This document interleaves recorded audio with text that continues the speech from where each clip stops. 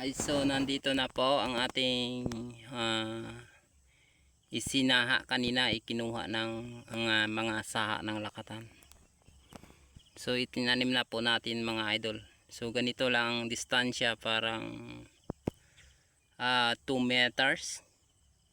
Kasi linapit-lapit lang namin mga ka-farmer, kasi alam nyo, isang linya lang to nasa gitna ng gulayan. So pwede lang po to, dikit-dikit lang. 2 meters siguro, tama-tama na sa one line. Okay, ayan, nasa gitna ng ating gulayan. At saka ito ay tomato at saka luma nating labuyo, pero papatayin naman yan mga farmer. Ayan, so dinugtong na natin dito sa tanim natin dati. Tanim dati ng almost 1 month na po yan to. Lakatan rin to, kasi konti lang saha natin. So nagpapatubo pa tayo ng mga seeds ng lakatan para makarami tayo mga kaparmer. Ayan, sunod na linggo naman tatanim naman tayo doon. Kailangan natin dadamihin para kung may seeds tayo na lakatan, sige, tanim na tanim lang para dumami. Pero ito ay idol, hindi lakatan. Dalawang klase to, dalawang puno to dol. Hindi lakatan ito. Ito yung hybrid na andaba. Andaba rin ito mga idol, hybrid. So dito tayo sa varaks natin. Ayan.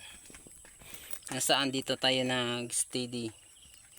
Pupunta naman tayo sa ating tanim na wala na idol, damuhan na dito. Kasi ipinutol na natin yung sili natin luma. Luma nating labuyo. Si pangit na po ito mga idol. Magtanim naman tayo ng bago. Ito po yung tanim natin na bagong sigang sa taas. Ayan. Ayan. So inagaawan na itong damo dulo. Ayan. Inagawan ng damo. Ayan. So dadalawin na natin ating pansigang. Baka sakaling marami na po yung bunga. So ito yung sitaw natin dol. Yan, sitaw plant. Ito po yung sitaw plant. Ito po yung sitaw plant natin. Sitaw plant. Yan, blight pa lang sakit nito. Kailangan talaga nito mag-spray naman tayo mga idol ng Agremic. Para sa blight, the best talaga Agremic mga ka-idol. Huwag nang dalawang isip. Basta blight. Yung blight ipakita ko sa inyo ha.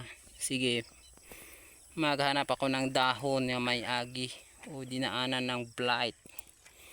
Ayan dolo. Nakita niyo yung bagis na yan? Sitaw natin. May bagis-bagis dol. Yun, ito dol. Ito yung tinatawag ng blight. So number 1 talaga, makatap na dyan. Dalawang bisis, isang bisis lang mag-spray tayo. Blight is mag-order na tayo ng Agremic para yung blight makontrol na. So tomorrow mag-spray ako dito ng Agremic para yung blight na yan makontrol na talaga. Yan, damuhan pat dolo. So dito tayo dadaan sa ating bagong nagbunga na siling pansigang. Ayan. So medyo nakita na natin ang ating sinikapan sa ilang buwan mga idol. Kasi nakita na natin nga mayroon ng mga bunga talaga. Talagang may mga porsyon na namuniktik na sa bunga dol. Hindi talaga sabi nga wala. Kaya yung tanim ay sa atin ganti. Gumaganti sa atin ng gantimpala mga idol. Yun, tulad niyan dolo. Ay tulad niyan, may hinog na nga ito. Tingnan nyo dol ha. Tingnan nyo. Tingnan nyo dol ha. Tingnan nyo dol. Bungang bunga talaga. Yan o. Bungang bunga talaga dol.